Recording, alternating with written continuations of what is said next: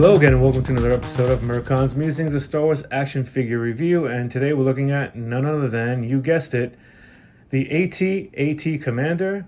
And the AT-AT stands for All-Terrain Armored Transport. And we get a glimpse of these awesome war machines in The Empire Strikes Back. Now, there are going to be 4 actual figures I'll be reviewing, but only 2 of them I have, but I've had the other 2, and I understand what they were like.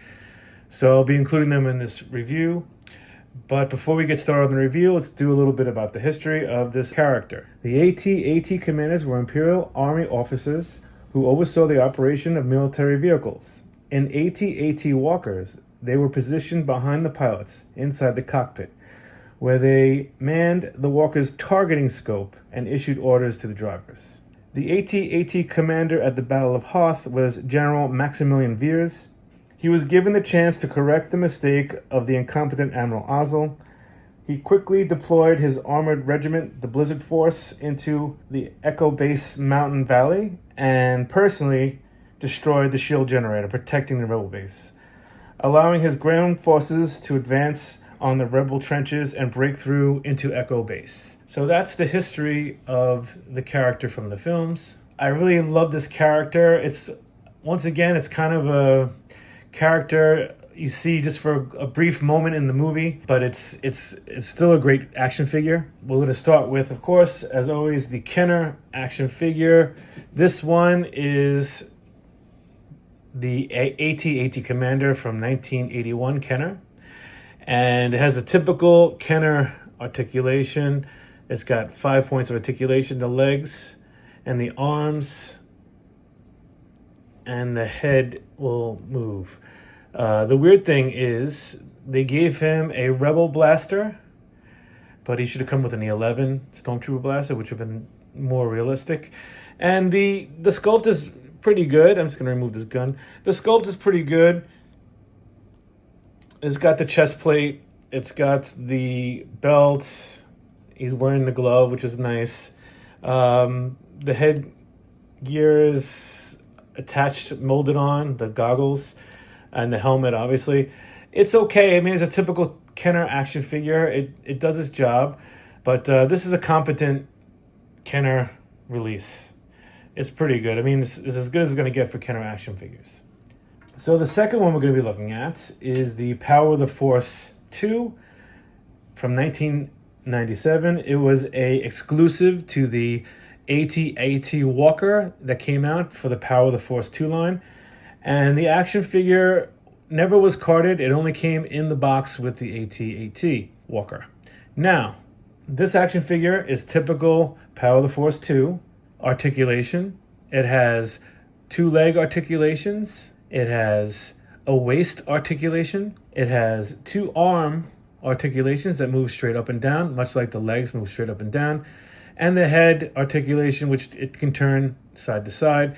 It's basically a better molded version of the one we just looked at, the Kenner 1981 AT-AT Commander. It's just a little bit scaled up. It looks like the Power of the Force 2 line.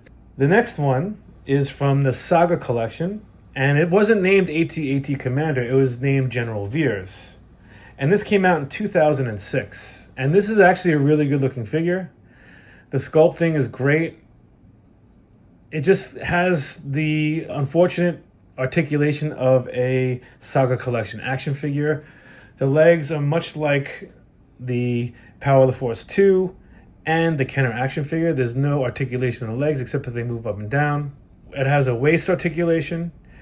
And what's interesting, it has the arm articulation, but there's no insert joints. They're like swivels, so the arms swivel out or in. That's it. It's very hard to have good articulation and pose it in good poses.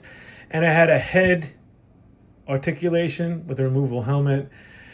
It's not a bad looking figure. It looks great, but it's definitely not a definitive version of the AT-AT Commander, or General Veers as it was called in the Saga collection. And we come down to the last action figure from this representation of the character General Veers, or AT-AT Commander, and this is the Vintage Collection 5 from 2010. This figure is actually really awesome. it does so much. It's got a lot of really cool articulation and details. So let's take a look at this action figure. So the articulation is great. He's got a waist articulation. He's got insert joints in the legs, on the knees, and the feet move as well. And he's got insert joints on the other leg. As you can see, it has a removable helmet, which I'll get into in a minute. Insert joints in the elbows, as you can see, which gives it a lot of articulation movement. He's got a holster. He comes with an E11 blaster, which is great. Let me remove that for a minute. The head sculpt is actually really nice, but I'm going to pop his head off for a second. And what's really cool is the armor is removable, the chest plate. And the representation of the head sculpt is actually pretty good. See if I can get a good... He kind of looks like Julian Glover, who played General Veers in the film. And this is a really nice action figure. It's very well done. And the sculpt is fantastic.